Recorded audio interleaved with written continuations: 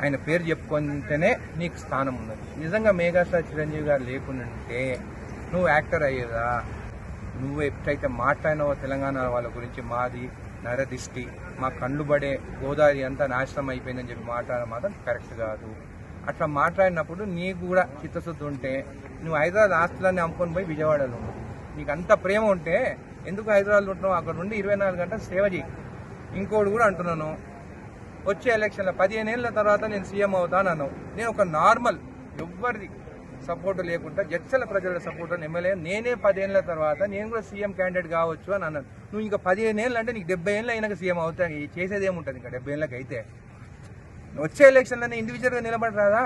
నేను కూడా ఒక ఫ్యాన్గా చెప్తున్నాను నీకు, నీ ఫ్యాన్లు కూడా అదే మాట్లాడుతున్నారు. ఎందుకు ఒకరితో పొత్తు? ఇండివిజువల్ నిలబడి గెలువు. నేను కూడా చెప్తున్నాము, మా నరదిష్టి ఉండదు, నువ్వు కావాలనే కోరుకుంటాం మేము. కాబట్టి పవన్ కళ్యాణ్ గారు క్షమాపణ చెప్పాల్సిందే. మా తెలంగాణ వాళ్ళ గురించి మాట్లాడొద్దు, మేము మీ గురించి ఎక్కడ మాట్లాడుతున్నాము. మీరు వచ్చి తల దాచుకునేదేమో ఇక్కడ, అక్కడ జగన్ సీఎం అయితేనేమో మీ మనుషులు టీడీపీ జనసేన బీజేపీ వాళ్ళు వచ్చి హైదరాబాద్లో ఉంటారు. అక్కడ మీరు సీఎం అయితేనేమో వైఎస్ఆర్సీపీ వాళ్ళు వచ్చేసి ఇక్కడ తల దాచుకుంటారు. అరే మీకు దాచుకునే దానికే హైదరాబాదు, మీ బిజినెస్ కోసమే హైదరాబాదు. కానీ తెలంగాణ వాళ్ళ కళ్ళు మాత్రము మేము నరదృష్టి పెడతామని చెప్పి మాట్లాడేది మాత్రం కరెక్ట్ కాదు. మీరు క్షమాపణ చెప్పాల్సిందే. లేకుంటే హైదరాబాద్ ఎందుకు ఆస్తులు కొనుక్కుంటున్నావు? ఇప్పుడే కొనుక్కుంటున్నావు కదా, ఆస్తులన్నీ ఎక్కడి నుంచి వచ్చినాయి, అప్పులన్నీ తీరినాయి అంట కదా అని అందరు ప్రజలు అంటున్నారు. అయినా కానీ యాజ్ అ ఫ్యాన్ మీ కుటుంబం బాగుండాలని చెప్పి, మీ కుటుంబంలో కూడా అందరూ తెలంగాణ వాళ్ళని పెళ్లి చేసుకున్నారు కదా. రామ్ చరణ్ ఎవరు చేసుకున్నారు? తెలంగాణ అమ్మాయి. అల్లు అర్జున్ ఎవరు చేసుకున్నారు? తెలంగాణ అమ్మాయిలే. అంటే మా ఆస్తులు కావాలి, మావన్నీ కావాలి, కానీ మా కళ్ళు మాత్రం నరదిష్టి అని అంటారా? ఇది మాత్రం ఒప్పుకునేది లేదు. నేను ఒకటే అడుగుతున్నాను, అంటే మేము తెలంగాణ వాళ్ళ కళ్ళు మావి అంత దిష్టి పెట్టే కళ్ళ అని అడుగుతున్నాను. ఇది మాటలు ఎట్లా మాట్లాడను అని చెప్పి కూడా నేను అడుగుతున్నాను. నువ్వు క్షమాపణ చెప్పాల్సిందే. నేను కూడా చాలా మంది నీ గురించి కూడా మస్తు మాట్లాడినారు. చంద్రబాబు నాయుడుతో ప్యాకేజ్ తీసుకున్నావు అని చెప్పేసి నెల నెల తీసుకొని ముందు అప్పులలో ఉంటే అయిన తర్వాత అప్పులు కట్టుకున్నామని మాట్లాడినాం. మేమేమైనా మాట్లాడుతున్నామా మీ రాజకీయాల? మేము ఎప్పుడు మాట్లాడలేదు కదా మీ రాజకీయాల గురించి. మళ్ళీ నువ్వు హైదరాబాద్లో ఎందుకు ఆస్తులు కొనుక్కుంటున్నావు? మేమంతా దిష్టి పెట్టేటోళ్ళం అయితే హైదరాబాద్లో ఎందుకు ఆస్తులు పెట్టుకుంటున్నావు? అమ్ముకొని విజయవాడ పోయి ఉండరాదా? నువ్వు ఇట్లా ఇష్టం వచ్చినట్టు మాట్లాడితే ఊరుకునేది లేదు. నేను కూడా నీ ఫ్యానే, నేను కూడా నీ మూవీలు చూస్తుంటాను. కానీ నువ్వు మా తెలంగాణ సెంటిమెంట్ గురించి మాట్లాడితే మాత్రం మంచిగా ఉండదు, మర్యాద ఉండదు. నువ్వు క్షమాపణ చెప్పాలి అని చెప్పి నేను చేస్తాను. ఎందుకు ఇవన్నీ? వచ్చే ఎలక్షన్లో సింగిల్గా నిలబడి సింగిల్గా జనసేన వాళ్ళని అందరినీ నిలబెట్టుకొని గెలిపించి చూపిరాదా? ఇది కూడా అన్ని బయటపడిపోతాయి కదా ఎవరు ఏందనేది.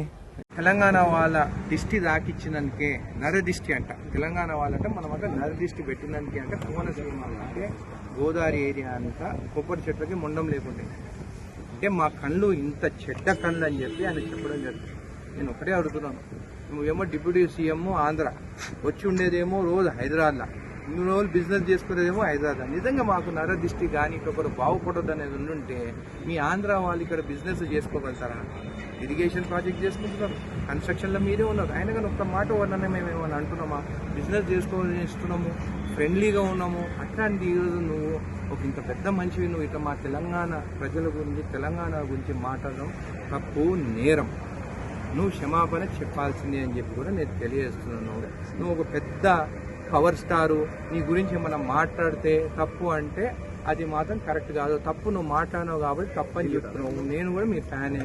మొన్న రీసెంట్ మూవీ కూడా ఫ్లాప్ అయిన మూవీ కూడా నీది అట్లీస్ట్ ప్రొడ్యూసర్ అయినా బాగుపడాలని చెప్పేసి ఇక్కడ 800 రూపాయలు టికెట్ పెంచితే కూడా నేను కూడా పోయి నీ మూవీ చూస్తాను. కానీ ఈ రోజు నువ్వు సెంటిమెంట్గా మా తెలంగాణ వాళ్ళ గురించి మాట్లాడితే మాత్రం కరెక్ట్ కాదు. ఎందుకు మళ్ళీ హైదరాబాద్లో ఆస్తులు కొనుక్కుంటున్నావు? మాది నరదిష్టి అంటున్నావు కదా, మరి మీరు బాగుపడితే మేము చూడలేము కదా, ఎందుకు హైదరాబాద్ ఆస్తులు కొనుక్కుంటున్నావు? అన్నీ అమ్మేసుకొని పోయి విజయవాడలో ఉండరాదా? నీకు ఇక్కడ ఏం పని అని చెప్పి నేను చెప్తున్నాను. 2024లో పొత్తు పెట్టుకున్నావు. నువ్వు సింగిల్గా పోయి ఉంటే నీ పరిస్థితి ఏందో అందరు తెలుస్తుండే. నువ్వు సింగిల్గా పోలేదు, మళ్ళీ చంద్రబాబు నాయుడుని పట్టుకొని అయినవు. ఒక మెగాస్టార్ చిరంజీవి గారి తమ్ముడిగా